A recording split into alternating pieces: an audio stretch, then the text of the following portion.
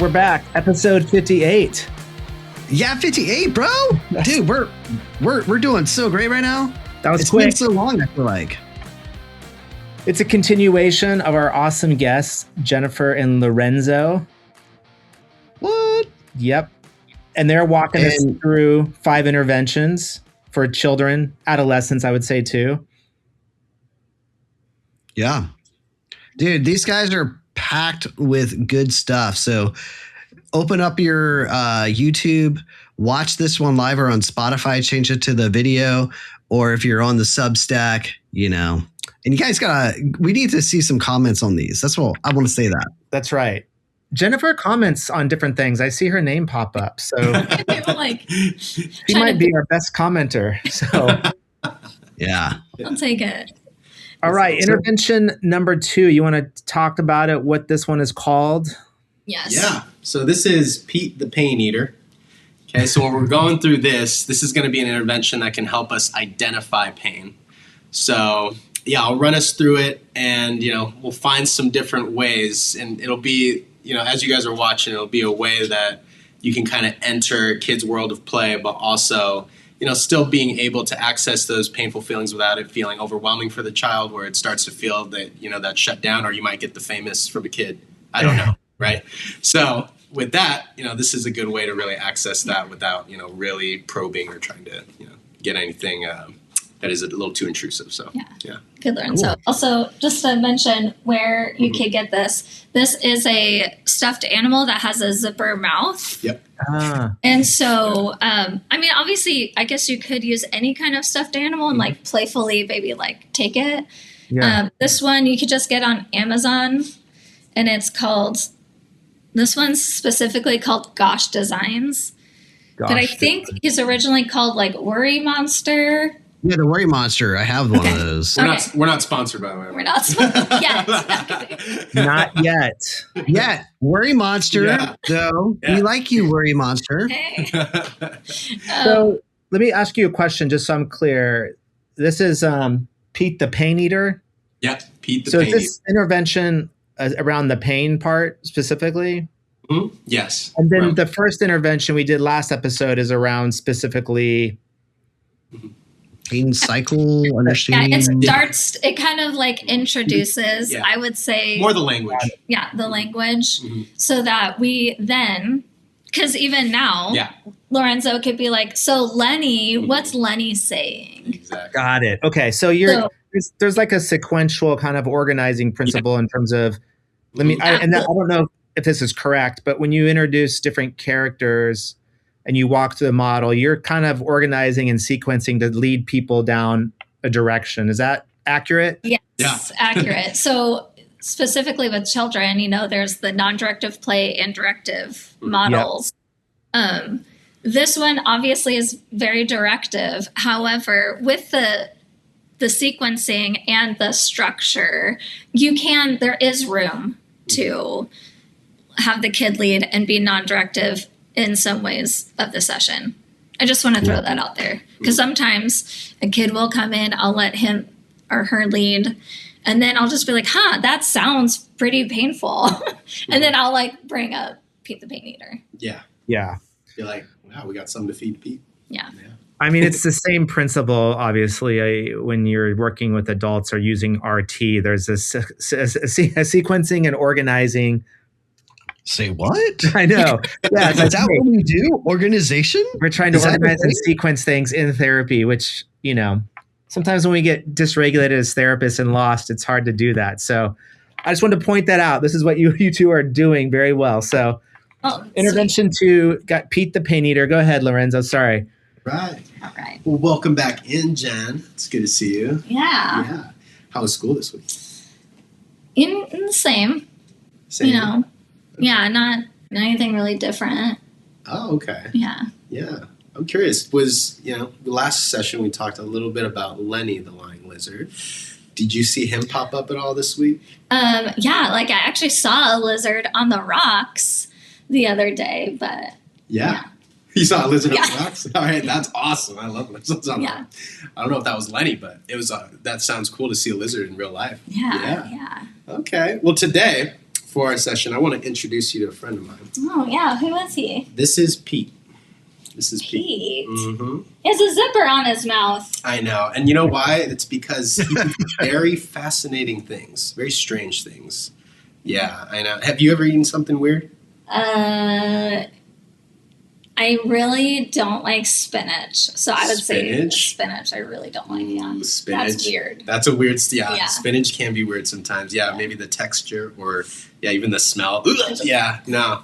See, with this, sometimes, Pete, he can just zip it up. So, anything that goes in, he can kind of just keep it in. Oh, Yeah, that's okay. pretty cool. So, really specifically, though, one of his favorite things to eat is pain. He likes to eat pain. Specifically, emotional pain. What? Yeah. How do you eat pain?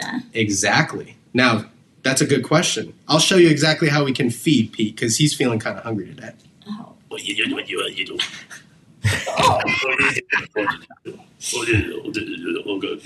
Okay. Oh, He's feeling definitely hungry right now. So, Pete. what we're going to do is I'm going to have you get a piece of paper. All right. Right?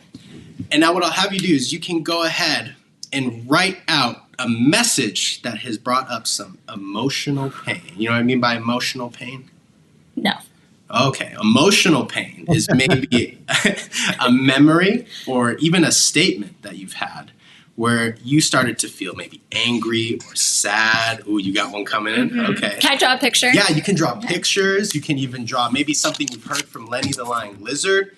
How about this? I'll give us 10 minutes. Let's see how much emotional pain we can feed Pete the Pain Eater.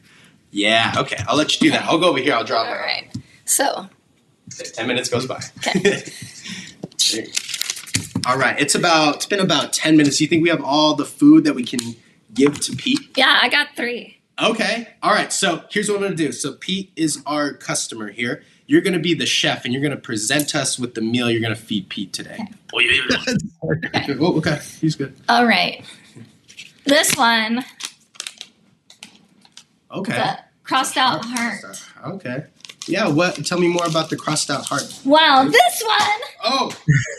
stomping it down, Oh, wow. is when I didn't get invited to my friend's birthday party. Oh, when you didn't get invited to your friend's Yeah. birthday party. That must have been hurtful. What did that mean to you?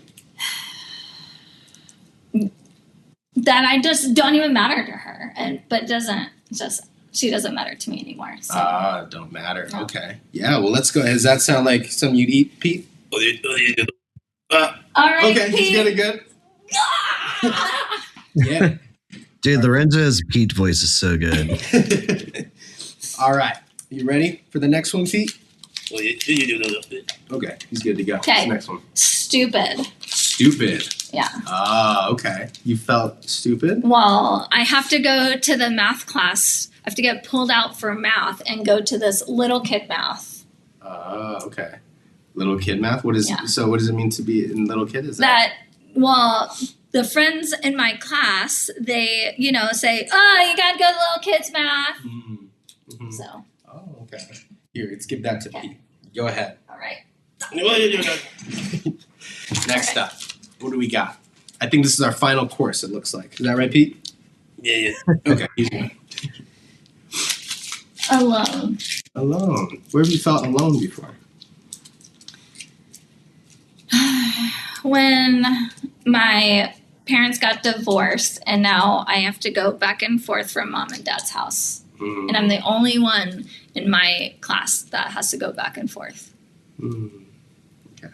Let's give this to Pete. Pete! There we go. All right. I think are you full? Can I sip his mouth? Absolutely. Okay. Make sure he keeps it down. There you go. Yeah. He's good to go. All Okay. right, so it won't be there when I come next time? Yeah, we'll keep it right in here. Okay. He's locked away. I'm going to check. Yeah, we'll check for next week. Make sure that All Pete right. has got it stored away. So, with that, whenever we have these painful feelings, right? Who can eat these? You mean just Pete? Yeah. Or me? Yeah. Can I eat them? No, you can't eat Oh, those. But our friend Pete here can. Definitely. Okay. Yeah. Okay. So we'll keep a lookout. All right, Pete. Mm-hmm. Say bye, Pete. Hey, Pete, better eat them. All right. And scene. Awesome. Lorenzo's got like the kind of Tasmanian devil voice going there. Yes, it is. I'll try that. That's it. I'll try to place it. It's awesome. Yeah, totally. That voice, by the way, is totally optional. You guys do not have to. Yeah. I could see where kids could really get into that, like shoving things down Pete's throat and like that's a really powerful. The stepping on. Obviously that wasn't narrated, but I threw one down and stepped on it. Mm-hmm. Yeah. That's been something that's may or may not have happened in session before with kids. So yeah, it is good. But this will help us really understand or just pull out maybe those times that the kiddos have felt pain or just understand in their language, okay, what did that mean to them or what that specific event where they felt angry or sad meant to them. And they'll be able to pull out that core message of like, I'm alone, I'm stupid, or I'm unimportant, or I'm uncared for, right? Just pulling those out. And that'll tie in for our next session, but yeah. I don't know if you have anything to add to that. And are you trying to get narration there on story, like very similar to what you would do in therapy, where you're trying, you might get a little narration and trying to figure out core feelings? Yeah. So I would say with kids, obviously I'm listening for what they're saying. So usually I'll say, do you have a story of something happening? Mm-hmm. And so I use word lists with adults all the time, and I don't use them with kids often. I recently did, and it worked awesomely. We'll maybe have to email it, but we do have like an adapted word list for kids that don't have some of the coping in the other word list that might not be appropriate for kids necessarily. Yeah. Mm-hmm. Okay. And then for the younger ages, you might, for the younger ages, you might get messages like, that I'm a bad kid or I'm bad, right? Bad brother. Bad brother, right? Very, I never heard like that. An object. No, it's like, it's where it definitely comes in. So with that, it'll take a little bit of interpretation from the therapist to even align it with some of those core root messages that you get in RT, like unloved or unsafe. Yeah. So you'll be able to tie in those messages. But when you get something where the kid objectively identifies himself as like, I'm a bad kid, or I'm bad brother, or I'm just bad in general, then that's pretty big. Mm-hmm. So just a heads up. The younger the ages, the more they're going to use maybe some very limited language for describing their feelings. But all right. And I've guessed and said, oh, like unimportant or like not good enough, and I'll be like, I'll just kind of guess, and they'll be like, yeah. So then if it lands with them, then I will write that down because it's easier for me to remember as a therapist, unimportant, not good enough, than like their specific message. Although it is important, sometimes I'll bring it back and use their message. Yeah. Terry calls that an emotional conjecture. So not necessarily guessing, but it's like, just following what ties in or what is the same message that aligns with what they're describing. So that's awesome.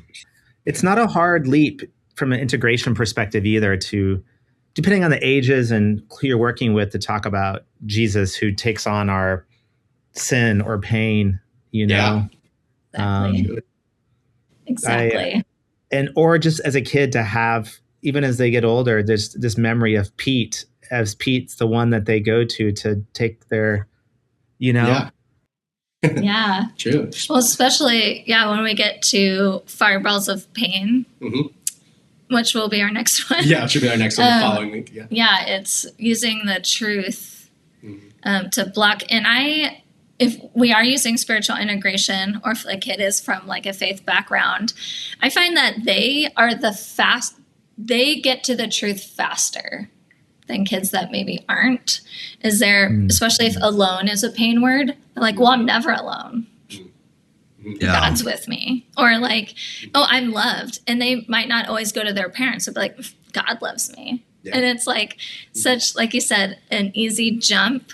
And I find that they see it much clearer than often adults do. I have to do more work with the adults. Kids, totally. They get it faster. Awesome. Thanks. Anything else? Anything else we need to know about Pete? Definitely make sure as the kid leaves the room, empty out the pain words. Oh my gosh, yeah. You don't want some other pain in there for the next session. No. Yeah. And they will check. Yeah. They will come back next session and check to see if it's empty. Still there, yeah. So what an untanglement of... Yeah. Exactly. You're going to have to backtrack if he still has pain. Still has the pain. Yeah, it could be like that. Sometimes it's hard to digest. Yeah, that's what I'm saying. That's it. So you just want to make sure when the kid comes back, there's nothing in there. Nothing in there. He's eating it. Yeah. And that'll segue into the next intervention pretty well, because then a kid might come back in. It's like, I've still been feeling this way, and it'll go right into the next intervention. Be good. Dude, that was awesome. I loved it. All right, we'll see you friends soon. All right.